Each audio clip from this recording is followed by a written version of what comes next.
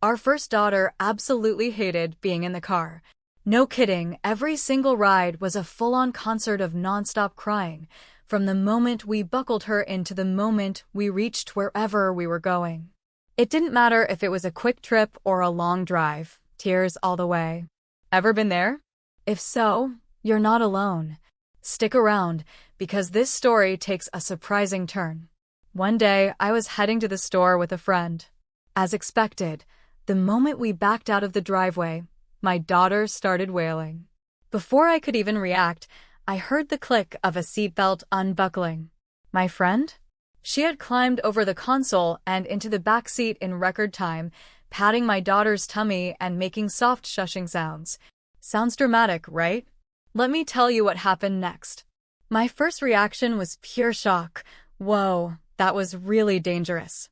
And then the second thought hit me. Wait, why did you feel like you had to do that? Ever had a moment like that where someone's instincts totally surprised you? There's a reason behind it. Let's unpack it together.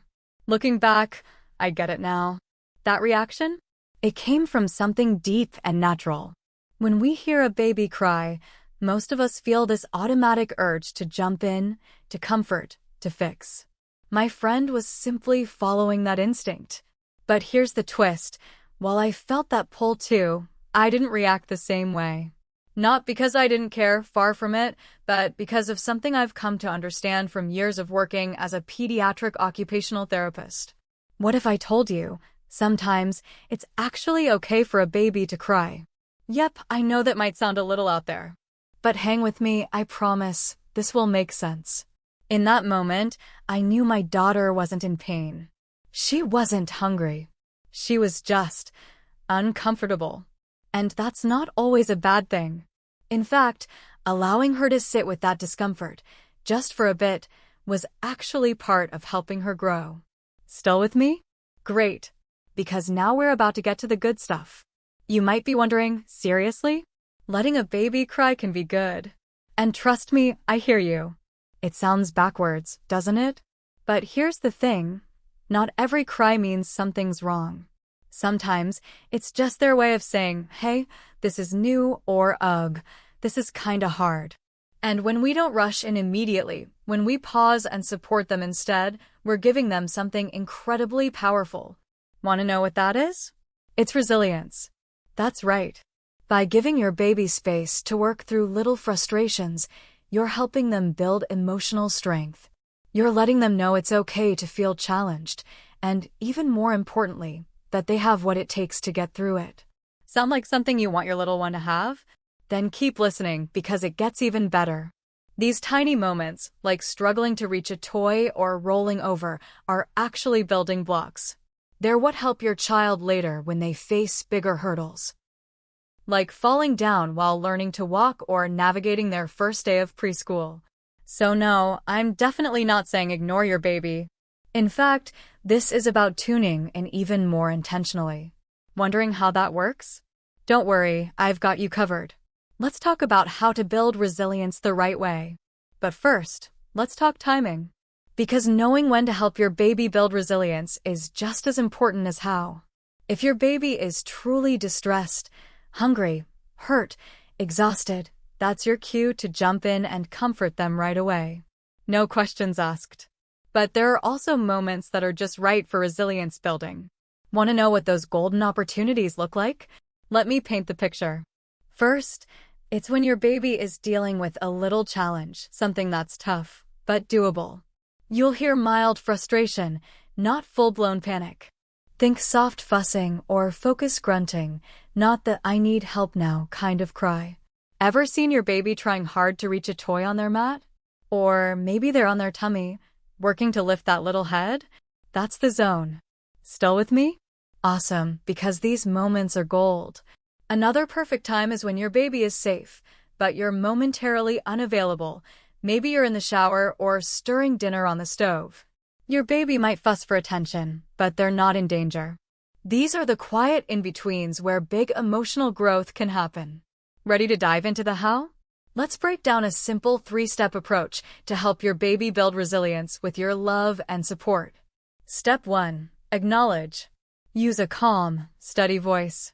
Name what's happening without drama or panic. You're really trying hard to reach that rattle. Or, I know you want me right now. I hear you. Even if your baby doesn't understand the words, your tone speaks volumes. Just like when you're in another country, you might not speak the language, but the vibe that you feel. Sounds doable, right? Let's move on to the next step. Step 2. Encourage. Be their cheerleader, not their fixer. You're so close. Can you try one more time? Or, I'm almost done with this. You're doing great. You'd be amazed at how much a little encouragement can do, especially when it's coming from someone they trust the most. Yep, that's you. And finally, step 3. Wait and watch. Give your baby space to try, to wiggle, to figure things out. Stay nearby. Let them know you're there, but don't rush in unless they truly need you. These moments might seem tiny, but they're huge in building emotional strength. Curious what that looks like in real life? Let me give you an example. Back to that car ride. Instead of climbing into the back like my friend, I could have stayed in the driver's seat and gently said, I know you don't love the car seat. You're doing so well, we're almost there.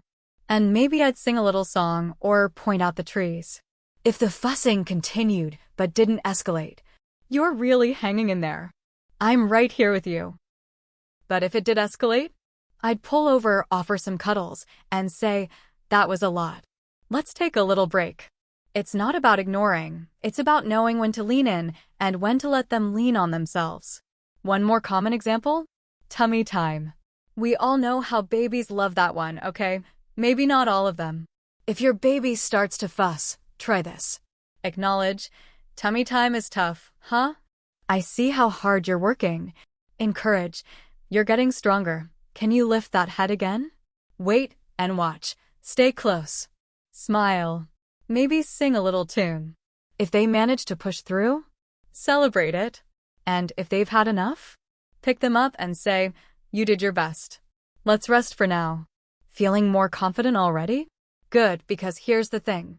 It might feel strange at first, this new way of responding.